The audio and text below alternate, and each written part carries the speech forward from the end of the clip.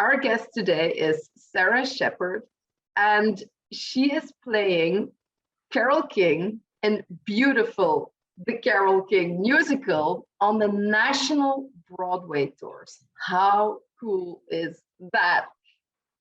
Please introduce yourself, Sara. Who are you and what is bringing you joy in life? Oh, hi, everyone. My name is Sara Sheperd, and once again, I'm playing Carole King on the national tour of Beautiful. Oh, God, some things that bring me joy in life right now, I will say, is actually being home with my family at this moment, because we are constantly moving on the road. And so I get to like snuggle my big animals and my partner and eat, food that's from my neighborhood. So that is certainly bringing joy in the moment. And also, when I'm actually out on the road, bringing joy to people in those seats in theaters after all of this time is honestly the greatest honor and thrill right now of my life in the moment. Yeah, I can absolutely imagine. How has that been for you these past 2 years that I can imagine has had a huge effect on your career as well? Yeah, absolutely.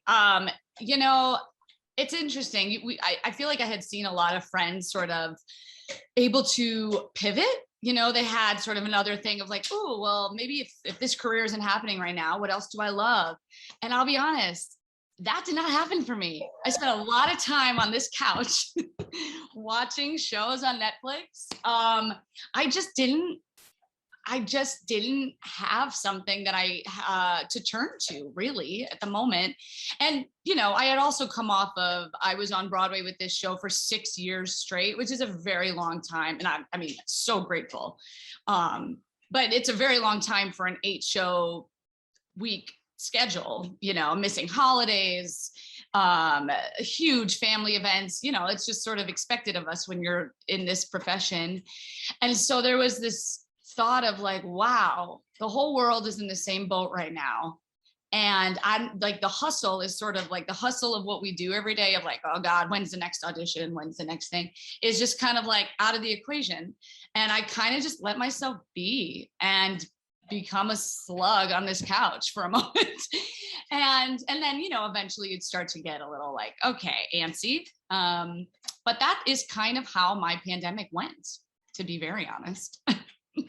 Yeah, but that's really great because I thought it was really amazing to see people grow and use their creativity and things that, otherwise they would have never explored. Sure. But on the other hand, I think it's just as cool to just be and to just give yourself some time and relax because it's not about having to do anything. It's about doing what's right for you or not doing what's right for you at that moment. So I absolutely love when people tell me these stories and it can go both ways and I get equally happy. Absolutely. I honestly, I was like kind of jealous of people in the moment of like, God, they found another passion they're doing, but then I was like, you know what? It's okay. Like it's okay to just be, like you just said, be and chill and let myself relax in this space that we have right now, which will probably never come. We'll probably never have that time again like that, Yeah, it's something to be grateful for, even though it was hard for many. It also brought, I had a really tough time as well because, daycare is closed all the time, so I'm at home with my 2 very young children all the time, which is a blessing and it's really hard as well at the same time. So it's like, you can cry one moment from like, oh, I can't do this anymore. I need my freedom and some time to do my own thing. And then the other moment where you're like, oh, my life is so perfect, spending this time with beautiful children and being able to do this, who could say that? It's just amazing. So, sometimes it's a little bit like a roller coaster of emotions. Oh. You get swung up and down. But I can imagine that that's also what it's like for you when you're on the road, because you were just, before when we were talking, you were sharing that you just love being on the road and it's so cool.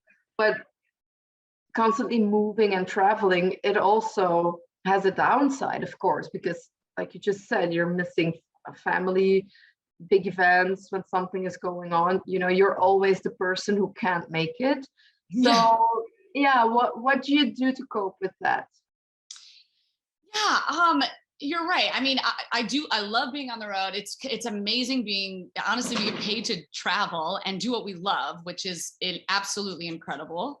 But yeah, I mean, there's things where, yeah, like I miss events like, birthdays for my nieces and nephew, or I'm trying to think of what other, I've actually been pretty lucky in this sort of stint on the road that I haven't missed that much. But on Broadway, I missed about every Christmas. I missed 6 Christmases, which is like, so because that was a time where I was, making decent money. I was like, okay, I want to spoil these nieces and nephews as much as I can, just send them stuff, and try to, make the phone calls when I can.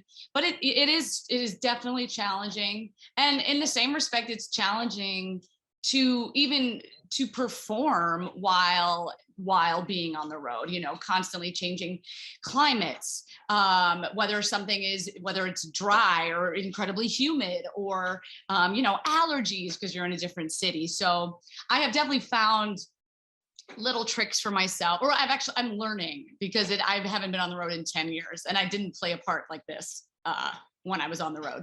So things like I travel a humidifier, I am taking turmeric to try to help any inflammation. I drink water, like literally, like it's my job, like constantly drinking water to stay hydrated. So I try to find tricks along the way, and whatever I feel like helps sticks. And if it doesn't, I sort of throw it out the window.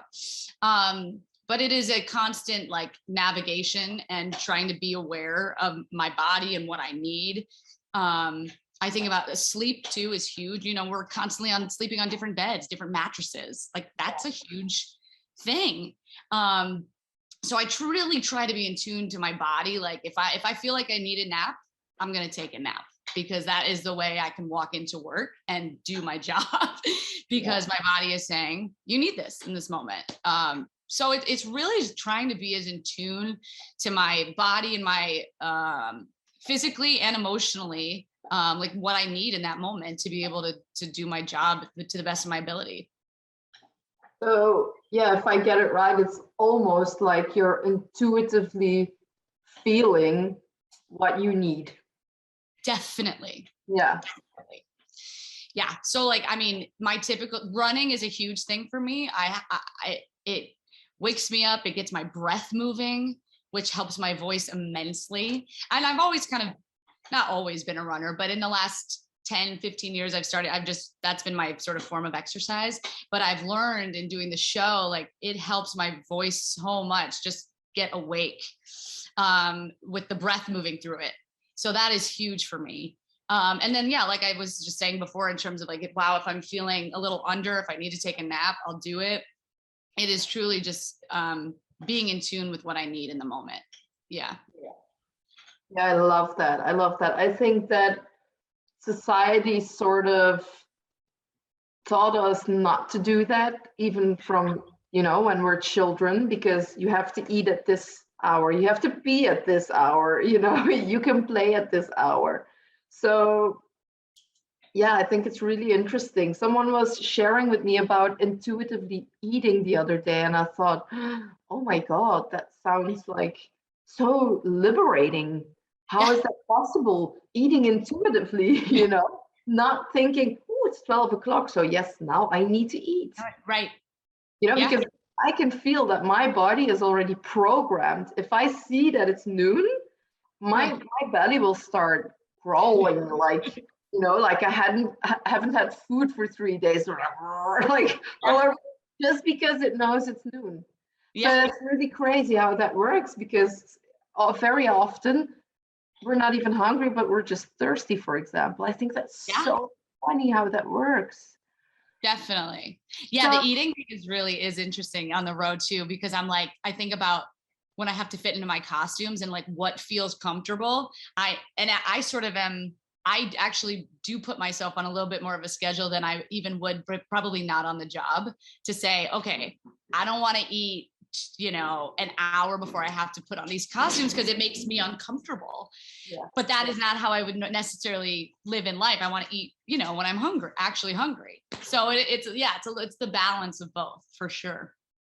Yeah. Okay. Sometimes you do need to, like, when you want to go for a run, I'm sure you want to do that right after dinner or lunch. That's not very comfortable, but those are things that you can, plan a little bit when it can be done. But yeah, but that's very interesting. So what is your number one tip on feeling like very confident when you get on stage, doing your thing in front of all those people, having all those expectations of you over and over again, even when you're tired or, not feeling like it and you still want to be out there, or when you're nervous?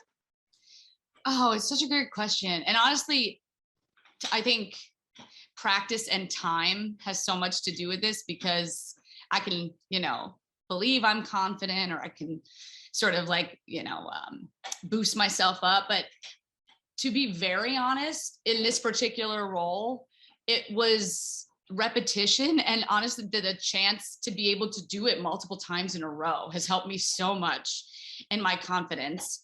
But also knowing, even if I get nervous, like I've done the work. Like I have done the work. Everything is there. And so there are times though, like I have done shows where I've certainly felt vocally under, or like I could do the show, but I'm like, oh, it just doesn't feel as easy as I would necessarily love it to feel. But I know, because I have been, I've trained and I've rehearsed this music so much that I'm going to know how to navigate that. And I've done it. I've truly, like, in the moment have surprised myself on stage. We're like, wow, I just did that. And that wasn't necessarily how I always sing it, but it worked. And it wasn't even like, oh, that was my B show. It was like, I did it and I feel good about it. I just had to gear shift and navigate around kind of what I was feeling. But it was the time and work that I had put in prior to stepping on stage for the first time, even. That is what gives me confidence in myself, because I know deep down how much time and effort I've put into the piece, Yeah, so if I think in my coaching terms now, the way I would, transfer this to my clients, it would be like parking the BS that is coming up, the doubt, or, the negative self-talk. And from there on, just tune in, connect with the trust. Yes. And the knowing of, just connect with the memory of all that practice that you did, all the preparation that you did. And then just leaning into the feeling of trust and surrendering in the moment. Is that a little bit? Yeah. Absolutely. Okay. Yeah, absolutely. That's exactly how I would put it. I mean, there was a moment, even I remember in our first week, we opened in Chicago, and I haven't done this in 2 years, so the stamina wasn't necessarily there yet, and I was definitely feeling vocally under. And there was this moment at the end, towards the end of the show, I sing Natural Woman, and I was thinking like, whew, okay, I can do this. I know I can do this. But, typically if you get nervous, you start, your shoulders start to go up, your breath gets high and tight. And I truly just like forced myself to like drop the shoulders. And it was like a surrender moment, like this, like I can do this. Like the universe has my back in this moment, because I have done it all. Yeah. Oh, hallelujah. Yes. That is exactly what I'm talking about. The universe has your back, Yeah. Here to support us, not to work against us. So I think that's a really valuable insight that you're sharing here with us. So thank you so much. You really tickled my curiosity, because I really want to hear you sing Natural Woman now. Oh, God. Are you up for giving us a little demonstration of how you would tune in to the confidence and the surrender? Just do like 2 lines or whatever. Would you be up for that? I'll give you the very beginning. I won't do the high crazy stuff No, at the end. that's okay. Okay. All right. We'll have my dog chewing on a bone in the background as percussion. That's nice. He can be your, he can be your power animal. Yeah, exactly. Okay, a little bit. So we go. Looking out on the morning rain, I used to feel uninspired. And when I knew I'd have to face another day, Lord, it made me feel so tired. That's it. Oh, I get goosebumps. That's amazing. Thank you. I think I switched keys in there a couple times, but that's okay. That's okay. Nobody cares. Nobody cares. That was just divine. Thank you. Oh, thank you. That was really, I enjoyed this every second of our conversation and listening to you. Wow, you're such a beautiful soul, Sarah. Thank you so much for spending time with us today. And I do hope that we get to stay in touch. Absolutely. Thank you so much for having me. It was such a pleasure. Okay, see you soon. Bye. Okay, bye.